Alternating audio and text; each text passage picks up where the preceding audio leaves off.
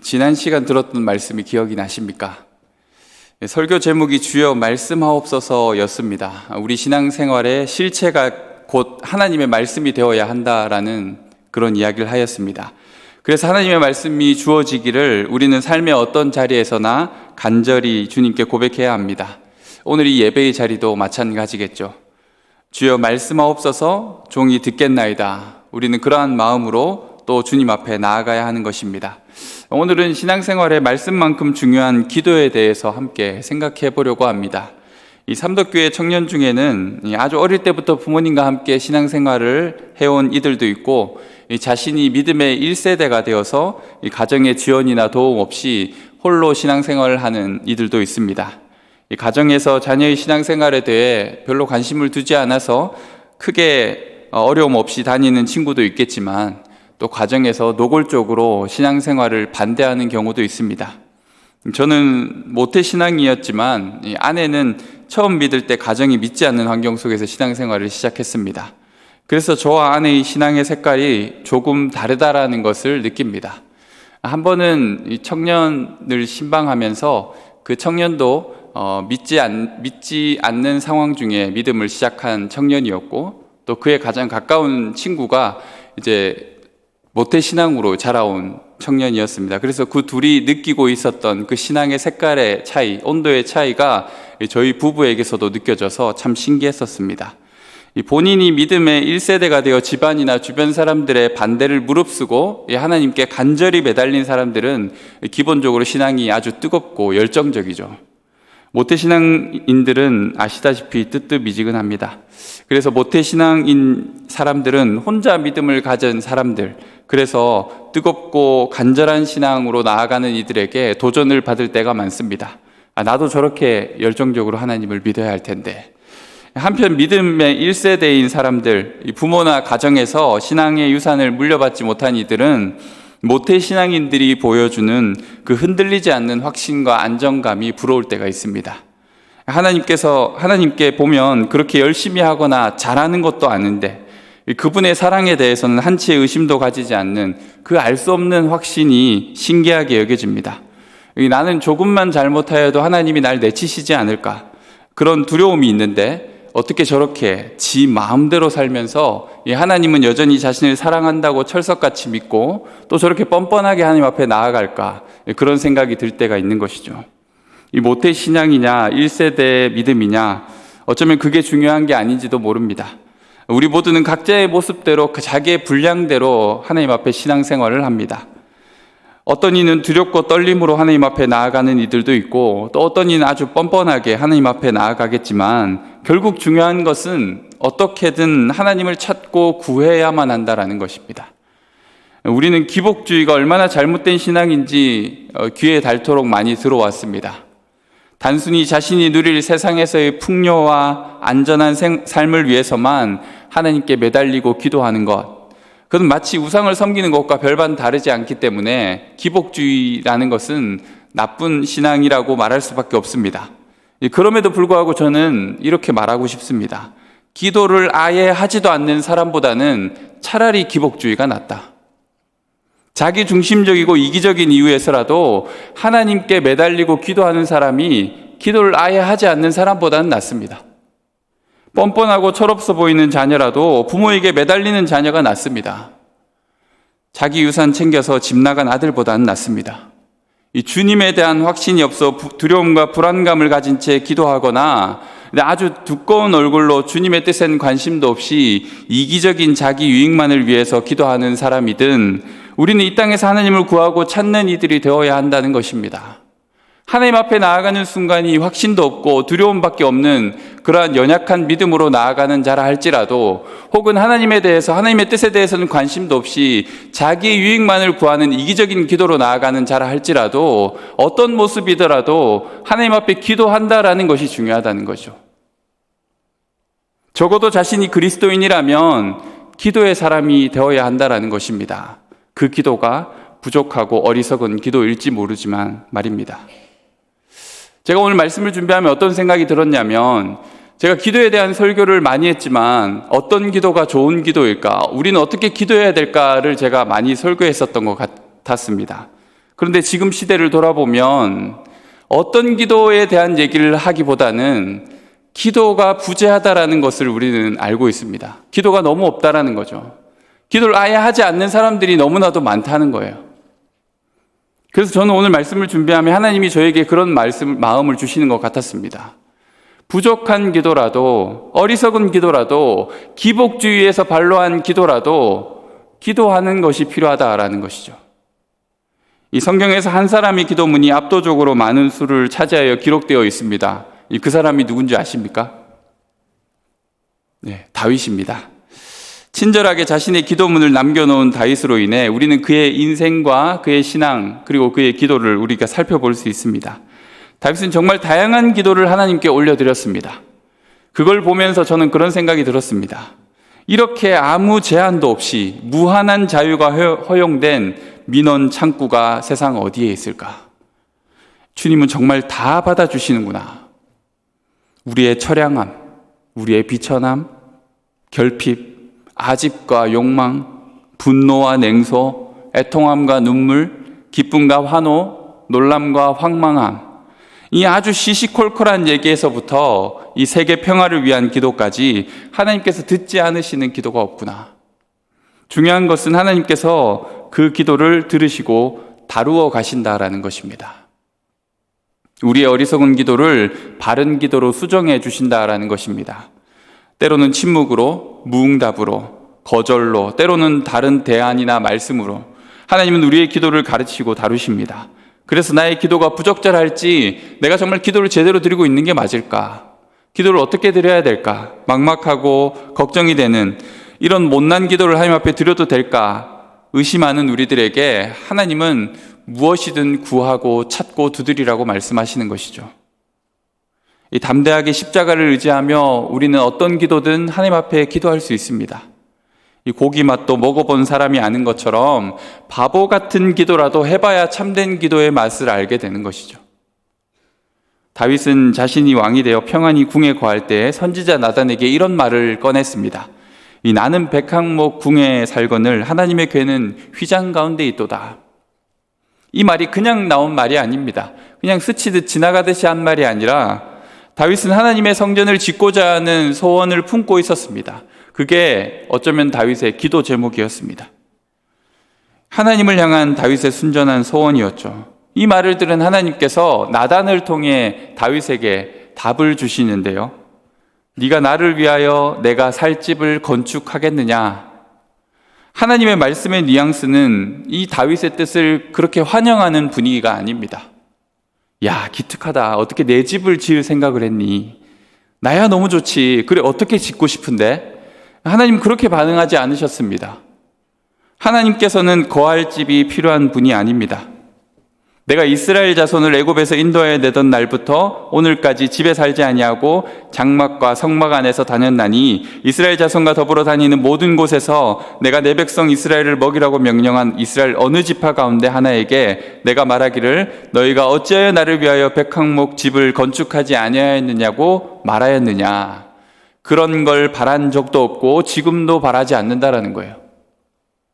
하나님은 특정 건물에 제한되지 않으시는 분입니다. 오히려 이스라엘 백성들이 다니는 모든 곳에서 그들과 함께 하시는 분이십니다. 어쩌면 다윗은 그런 사실을 이미 알고 있었는지도 모릅니다. 그러나 어떤 심정적인 이유 때문에 그런 말을 하나님 앞에 했는지도 모릅니다. 자신은 의리의리한 궁궐에서 생활하는데 하나님을 모신 천막은 굉장히 초라해 보였습니다. 그렇게 자연스럽게 다윗은 하나님이 거하실 집이 있으면 좋겠다라고 하나님 앞에 기도한 것이죠. 신기하게도 다른 신들과 달리 하나님은 종교적인 건물, 그 메카를 중요하게 여기지 않는 것 같습니다. 가장 화려한 성전을 예루살렘에 지었던 솔로몬도 분명 그러한 사실을 알고 하나님 앞에 기도하지 않습니까? 하늘의 하늘들이라도 하나님을 모실 수 있겠습니까? 라고 솔로몬이 고백하지 않습니까? 무소부재하신 하나님을 특정 건물에 가둘 수가 없는 거죠.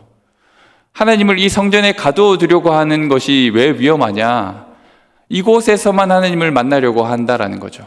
종교라는 그 틀 속에 하나님을 가두어 두려고 하는 생각이 거기에 있을 수 있다는 겁니다. 구약에 얼마나 많은 선지자들이 성전이 중요하지 않다라는 것을 설파하였습니까? 예수님도 스데반도 성전을 회방하는 말을 했다고 종교 지도자들에게 해를 당하였습니다. 교회는 건물이 아니다라는 말이 있죠. 그 말대로 하나님은 자신을 믿는 자신의 백성들, 교회라는 이름으로 부름을 받은 성도들을 중요하게 여기시는 것입니다. 그리고 신약시대에 이르러서는 그 그리스도인의 삶 자체가 하나님을 모시는 성전이 되었음을 바울이 이야기합니다. 올바른 신앙은 다 잃어버린 채 형식적인 성전의 제사만 남아있는 이스라엘 민족들에게 많은 선지자들이 그들을 책망하지 않았습니까? 이 헤롯 대왕이 오랜 시간에 걸쳐 멋지게 지어 놓았던 성전을 바라보시는 예수님은 별다른 감흥을 느끼지 않았습니다. 제자들이 이 성전의 돌과 건물들을 한번 보십시오라고 막 자랑할 때 오히려 그 성전이 무너지게 될 환난의 때에 대해서 말씀하셨습니다. 이런 성경의 전체적인 맥락을 이해한다면 다윗이 하나님께 드리길 원했던 성전이라는 초소는 이 하나님이 정말 필요해서 지어진 것은 아니었다라는 거죠. 오히려 성전은 하나님이 다윗과 솔로몬 그리고 하나님의 백성들을 위해서 짓도록 허락하신 것입니다. 허용하신 것이죠. 하나님은 성전을 지으면서도 분명하게 전제 조건을 다하셨습니다. 이스라엘 백성이 범죄하여 하나님을 떠나면 이 성전을 향하여 하는 기도 내가 듣지 않겠다. 내가 이 성전을 떠나버리겠다라고 말씀하셨습니다. 그리고 실제로 하나님은 범죄한 이스라엘을 심판하시기 위해 성전을 떠나셨습니다. 그것이 에스겔의 환상 가운데 나타나죠. 하나님께 성전이 중요했느냐 아니냐라는 얘기를 제가 왜 이렇게 길게 하고 있을까요? 하나님께서 우리의 요청과 간구, 소원을 그냥 허투루 듣지 않으신다라는 거예요. 하나님은 다윗의 소원을 거절하셨습니다. 하지만 더 놀라운 말씀으로 그에게 응답해 주셨습니다. 다윗이 처음으로 하나님 앞에 나아갔던 기도의 제목이 거절당했지만 하나님은 다윗의 그 소원과 기도를 통해서 더 중요한 기도로 그를 인도해 가셨습니다. 11절 말씀을 보면 하나님이 이렇게 선포합니다. 전에 내가 사사에게 명령하여 내 백성 이스라엘을 다스리던 때와 같지 아니하게 하고 너를 모든 원수에게서 벗어나 편히 쉬게 하리라. 여호와가 또 내게 이르노니 여호와가 너를 위하여 집을 짓고. 하나님께서 뭐라고 하십니까? 하나님 당신을 위해 집을 짓고 싶습니다 라고 말했던 다윗에게 오히려 내가 너를 위해서 집을 지어주겠다라고 얘기하십니다. 여기서 말하는 집은 또 다른 궁궐을 지어주겠다 그런 의미가 아닙니다. 바로 다윗의 감은 그 족속에게 영원한 언약을 세우겠다라는 말씀입니다. 내 집과 내 나라가 내 앞에서 영원히 보존되고 내 왕위가 영원히 경고하리라. 여기서 우리가 알게 되는 바가 무엇입니까? 우리가 하나님을 향하여 품는 계획보다 하나님이 우리를 향하여 품는 계획이 중요하다라는 겁니다. 하나님을 향해 성전을 짓겠다는 마음을 품었던 다윗의 선한 의도보다 하나님께서 다윗과 그의 가문을 통해 이루어 가시고자 하는 그 계획이 더 중요하다라는 것이죠. 다윗은 이 놀라운 말씀을 듣습니다. 여러분, 이 말씀을 보니 아브라함이 받았던 말씀이 떠오르지 않습니까? 내가 너로 큰 민족을 이루고 내게 복을 주어 내 이름을 창대하게 하리니 너는 복이 될지라. 아브라함과 그의 자손을 복되게 하신 하나님께서 또 다윗의 자손과 그의 왕위를 견고하게 하시겠다고 말씀하시는 것이죠. 이 다윗의 집을 견고하게 세우겠다라는 말씀은 뚝 갑자기 떨어진 하나님의 말씀이 아니라 아브라함 때부터 내려왔던 하나님의 신실한 약속을 이어가는 약속의 말씀입니다. 그렇게 예수 그리스도는 다윗의 자손으로 태어나 온 땅을 구원하는 모든 사람의 왕이 되시는 것이죠. 온 열방과 민족에게 구속의 복을 허락하길 원하시는 하나님의 계획은 이제 다윗을 통해 다윗 왕가를 통해 이루어 가시는 것입니다. 다윗 왕가를 하나님은 견고하게 하시고 복을 주실 텐데 그 복은 단순히 개인을 위한 복이 아닙니다. 이스라엘 백성들, 그 나라를 통치하는 왕들은 온 세계 열방 가운데 하나님의 선하심을 드러낼 하나님 나라의 계획 중 일부였던 것이죠. 우리가 기도해야 하는 이유가 무엇일까요? 바로 나를 향한 하나님의 뜻을 발견하기 위해서입니다. 하나님께 올려진 나의 어리석은 뜻과 기도가 하나님의 선하시고 온전하신 뜻 가운데 드러나고 변화되는 것입니다. 그러기 위해서 우리는 기도의 자리에 머물러야만 하는 것입니다. 중언부언하거나 그냥 구호로 그치고 마는 기도가 되지 않도록 우리는 하나님의 뜻 앞에 머물러야만 합니다. 이 말씀을 받은 다윗이 오늘 하나님 앞에서 기도하는 장면이 바로 우리가 읽은 말씀입니다. 18절 말씀을 보면 다윗 왕이 여호와 앞에 들어가 앉아서라고 나와 있습니다. 이 다윗 왕이 하나님 앞에 들어가 앉았다라고 얘기합니다. 이 앉았다라는 말은 단순히 다윗이 어떤 모습으로 기도했는지를 알려주기 위한 대목이 아닙니다. 하나님 앞에 머물러 있었다라는 말을 표현하는 것입니다. 하나님의 말씀을 받은 다윗이 하나님 앞에 머물렀습니다. 그것은 바로 진짜 기도의 시작이 거기서부터 비롯된 것이죠. 다윗이 하나님을 향하여 소원을 품고 기도하였는데 거기에 대한 하나님의 거절의 말씀을 받은 다윗이 이제 하나님 앞에 머물러 기도하기 시작했습니다. 하나님 앞에 머물러 진짜 기도를 시작하게 되자 다윗이 놀라운 것들을 발견하기 시작합니다. 깨닫기 시작합니다. 우리가 하나님 앞에 머물러 진짜 기도를 시작하게 되면 우리 또한 발견하게 되는 것들이 있습니다. 첫 번째는 내가 누구인지가 알게 되는 것입니다. 내가 누구인지를 발견하게 되는 거예요. 기도를 통해 기도에 머물러 있는 우리에게 하나님이 발견하게 하시는 것이 세 가지가 있는데요. 첫 번째가 내가 누구인지를 발견하게 되는 겁니다. 두 번째는 하나님이 어떤 분이신지를 발견하게 됩니다. 세 번째는 내가 어떤 기도를 드려야 되는지를 알게 됩니다. 첫 번째는 기도의 자리에서 우리는 자신이 어떠한 사람인지를 발견하게 됩니다. 그렇게 될 때 온전한 치유와 변화를 누릴 수 있습니다. 다윗은 왕의 입장에서 하나님의 처소를 염려하였습니다. 내가 이렇게 좋은 데 사는데 우리 하나님도 좋은 곳에 모셔야 되지 않을까? 이 왕의 입장에서 그런 생각을 품었습니다. 그런데 그가 다시 진정한 기도의 자리, 하나님 앞에 앉아 있다 보니 자신이 누구인지를 깨닫게 됩니다.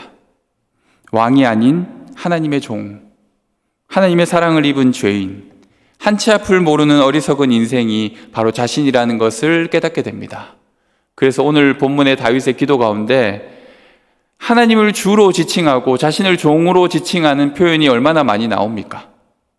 하나님 앞에 머물러 있다 보면, 우리가 진정한 기도로 나아가다 보면 우리 자신이 어떤 존재인지 하나님 앞에서 깨닫게 되는 것입니다. 그리고 하나님 앞에 머물러 있다 보면 하나님이 어떤 분이신지도 우리는 발견하게 됩니다. 오늘 다윗이 고백하는 기도의 내용을 통해 하나님이 다윗에게 어떤 분이었는지를 알 수 있습니다. 그런데 이 고백은 또한 우리의 고백이 될 줄로 믿습니다. 하나님은 다윗을 향해 넘치는 사랑을 보여주셨습니다. 다윗은 하나님 앞에 기도하는 가운데 하나님이 자신에게 얼마나 큰 사랑으로 자신을 대하시는지 깨달았습니다. 다윗을 향해서 하나님은 자신의 것을 아끼지 않았습니다. 다윗을 위해서 하나님은 자신이 정해놓은 원칙들을 어기기도 하였습니다. 하나님은 다윗을 위해서 많은 것들을 희생하였습니다. 하나님이 다윗을 향해 베푸는 손과 마음이 큽니다. 그 사랑의 크기는 우리의 수준과 비교할 수가 없습니다. 주 여호와여, 나는 누구이오며 내 집은 무엇이기에 나를 여기까지 이르게 하셨나이까? 주 여호와여, 주께서 이것을 오히려 적게 여기시고 또 종의 집에 있을 먼 장래의 일까지도 말씀하셨나이다. 주 여호와여, 이것이 사람의 법이니이다. 이 19절 마지막 부분의 번역이 매끄럽지 못합니다. 이것이 사람의 법이니이다. 뭔가 이해가 안 되는 표현이죠. 이 새 번역에서는 이 부분을 이렇게 번역하였습니다. 나의 하나님, 이것이 어찌 주님께서 사람을 대하시는 일상적인 방법이겠습니까? 하나님을 자신을 특별하게 대하였다라는 것이죠. 하나님은 각 사람을 특별하게 창조하셨고 또 아주 특별한 사랑으로 그들을 대하십니다. 주님은 자신의 사랑을, 자신의 생명을 우리를 위해 아끼지 않으시는 분이십니다. 이 사실을 기도 가운데 깨달을 수 있다는 겁니다. 또 다윗은 하나님이 어떤 분이라고 느꼈습니까? 자신을 온전히 아는 분이라고 느꼈습니다. 20절에 주 여호와는 주의 종을 아시오니 다윗이 자신이 주께 무슨 말씀을 하오리이까? 다윗이 직접 쓴 시편 139편을 보면 또 이런 고백이 나옵니다. 여호와여, 주께서 나를 살펴보셨으므로 나를 아시나이다. 주께서 내가 앉고 일어섬을 아시고 멀리서도 나의 생각을 밝히 아시오며 나의 모든 길과 내가 눕는 것을 살펴보셨으므로 나의 모든 행위를 익히 아시오니 여호와여 내 혀의 말을 알지 못하는 것이 하나도 없으시나이다. 여러분, 하나님 앞에서 이러한 사실을 실감하고 계십니까? 주님 앞에 감출 수 있는 것이 없습니다. 기도의 자리, 하나님 앞에 머물러 있다 보면 가장 첫 번째로 주어지는 은혜가 바로 그것입니다. 주님이 나를 아시는구나. 나를 속속들이 알고 계시구나. 나의 걱정과 염려, 두려움, 막막함, 숨겨진 의도까지도 주님이 다 읽고 계시구나. 기도의 자리에서 이런 것들이 낱낱이 드러나는 것이 은혜입니다.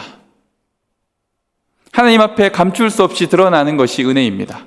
주님 앞에 머물러 있으면서 내가 알고 있다라고 말씀하시는 그 따뜻한 사랑의 음성을 듣는 것이 바로 기도의 자리에서 우리가 누리는 하나님의 은혜이죠. 그리고 하나님이 날 알고 계시다라는 것을 기도의 자리에서 깨달아야 하는 것입니다.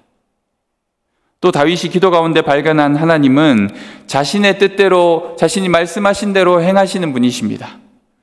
21절에 주의 말씀으로 말미암아 주의 뜻대로 이 모든 큰 일을 행하사 주의 종에게 알게 하셨나이다. 하나님은 자신의 뜻대로 자신의 일을 행하시고 이루어 가시는 분이십니다.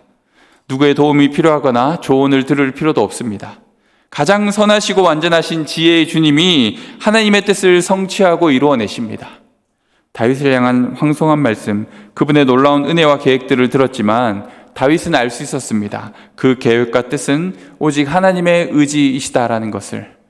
하나님은 자신의 일을 하실 뿐이지만 그 일을 통해 우리가 하나님의 구원을 누리고 또 하나님께서 선하신 역사를 이 땅에 펼쳐가시는 것들을 보게 됩니다. 그래서 우리는 기도 가운데 가장 자유롭게 자신의 뜻을 펼쳐가시는 전능하신 하나님을 만나게 되는 것입니다. 말씀하신 대로 행하시고 약속하신 대로 성취하시는 그 하나님을 우리는 고백하게 되는 것입니다. 그래서 이런 하나님과 비교할 만한 대상이 없다는 사실을 기도의 자리에서 철저히 깨닫습니다. 그런즉 주 여호와여 이름으로 주는 위대하시니 이는 우리 귀로 들은 대로는 주와 같은 이가 없고 주 외에는 신이 없음이다. 땅의 어느 한 나라가 주의 백성 이스라엘과 같으리일까? 하나님의 백성과 성도만큼 이런 위대한 사랑을 받은 사람이 어디에 있겠냐라는 것입니다. 최고이신 하나님을 최고로 고백하게 되는 순간이 바로 하나님 앞에 머물러 기도할 때입니다. 내가 누구인지를 기도의 자리에서 확인하고 하나님이 얼마나 위대하신지를 깨닫는 것이 기도가 주는 큰 유익입니다. 다윗이 발견한 위대한 하나님은 우리를 크신 사랑과 놀라운 은혜로 귀히 여겨주시는 하나님이십니다. 그분의 사랑의 품은 무척 넓고 큽니다. 그리고 하나님은 우리를 가장 잘 아시는 분이십니다. 그분 앞에 감히 숨기거나 감출 수 있는 것이 없습니다. 그리고 하나님은 말씀하신 대로 약속하신 대로 행하시고 이루시는 신실하신 하나님이십니다. 그래서 우리는 이런 하나님을 다른 무엇과 그 어떤 누구와 비교할 수 없습니다. 주님이 바로 나의 최고봉이십니다. 내가 누구인지 하나님이 얼마나 위대하신지를 알게 되고 나면 드디어 우리의 기도에 새로운 지평이 열리기 시작합니다. 바로 내가 무엇을 위해 기도해야 할지를 깨닫게 되기 때문입니다. 27절 말씀입니다. 만군의 여호와 이스라엘의 하나님이여 주의 종의 길을 여시고 이르시기를 내가 너를 위하여 집을 세우리라 하셨으므로 주의 종이 이 기도로 주께 간구할 마음이 생겼나이다. 28절과 29절은 이렇게 이어집니다. 우리 28절과 29절 한 목소리로 같이 읽었으면 합니다. 주 여호와여 오직 주는 하나님이시며 주의 말씀들이 참되시니이다. 주께서 이 좋은 것을 주의 종에게 말씀하셨사오니 이제 청하건대 종의 집에 복을 주사 주 앞에 영원히 있게 하옵소서. 주 여호와께서 말씀하셨사오니 주의 종의 집이 영원히 복을 받게 하옵소서 하니라. 아멘. 다윗은 기도를 통해 기도의 제목을 찾았습니다. 우리의 어리석은 기도라도 하나님 앞에 나아가지 않는다면 진짜 우리가 드려야 할 기도를 찾지 못할 수가 있습니다. 하나님의 집에 대한 기도로 시작한 다윗의 기도가 이제 제대로 번지수를 찾게 된 것입니다. 하나님은 오히려 내가 내 집을 세우겠다 하시며 다윗을 통해 하나님께서 이루실 놀라운 계획과 그 뜻을 다윗에게 보여주셨습니다. 그래서 다윗은 그 기도의 제목을 자신의 기도로 삼기로 작정하였습니다. 우리 예배는 일반적으로 찬양과 말씀 그리고 기도로 이어집니다. 설교를 듣고 마는 것이 아니라 기도로 나아가는 이유는 그 말씀들 안에서 우리가 기도할 제목을 발견하고 그 뜻을 구하며 나아가야 하기 때문입니다. 이 마음이 통하는 기도를 드리고 싶은 것이 우리의 바람입니다. 하나님께 통하는 기도를 드리고 싶습니다. 마태복음을 보면 예수님께서 기도에 대한 가르침을 주시는 대목이 나옵니다. 우리가 잘 아는 말씀이죠. 구하라, 찾으라, 두드리라는 말씀입니다. 그 말씀의 마지막에는 이런 구절이 이어서 나옵니다. 그러므로 무엇이든지 남에게 대접을 받고자 하는 대로 너희도 남을 대접하라. 이것이 율법이요 선지자니라. 황금률이라고 불리는 이 말씀이 사실은 가장 중요한 기도의 정신을 품고 있습니다. 기도를 하는 우리가 기억해야 할 사실은 하나님께서 우리에게 어떤 대접을 받고 싶으실까입니다. 이 하나님 앞에 겸손히 머무는 이들은 하나님을 어떻게 생각하는 사람들일까요? 하나님을 향한 신뢰와 믿음을 가진 자들이죠. 하나님을 향하여 기대와 소망을 품은 자들입니다. 하나님 앞에 진실되고 정직하게 서는 자들입니다. 신뢰와 믿음, 기대와 소망, 진실과 정직, 사실 이러한 마음 자세가 하나님께서 우리를 향해 가지시는 마음이심을 여러분은 알고 계십니까? 하나님은 다윗을 믿어주었고 끝까지 신뢰하였습니다. 하나님은 다윗을 통해 자신의 선한 계획이 이루어질 것을 기대하고 소망하였습니다. 하나님은 다윗에게 진실하게 다가섰습니다. 그런데 다윗 또한 이러한 마음의 자세로 하나님을 찾았으니 서로 마음이 통할 수밖에 없습니다. 여러분은 어떤 마음으로 하나님 앞에 기도하고 계십니까? 하나님 앞에 여러분이 어떤 존재인지, 연약한 우리를 하나님이 얼마나 사랑하시는지, 우리의 어리석은 기도마저 들으시고 온전한 기도로 수정하고 바꾸어 주시는 분이심을 믿고 계십니까? 오늘 말씀을 시작하며 어떤 기도로 우리가 나아가야 될까 보다 기도를 시작해야 되겠다라는 마음이 들었다고 제가 말씀 서두에 이야기하였습니다. 저는 여러분에게 기도를 시작하라고 말하고 싶습니다. 어떤 기도라도 주님 앞에 기도를 시작하여 하나님이 여러분의 기도를 다루시는 일들이 시작되었으면 좋겠습니다. 그리고 하나님 앞에 머물러 있을 그때에 정말 여러분이 하나님 앞에 어떤 존재인지, 하나님이 여러분을 얼마나 귀하게 여기시는지, 그리고 하나님이 여러분에게 바라시는 그 기도가 무엇인지 진정으로 발견할 수 있었으면 좋겠습니다. 오늘 우리는 그러한 기도의 자리 가운데 하나님을 만났으면 좋겠습니다. 우리 이 시간 함께 찬양하며 기도하며 나아가시겠습니다.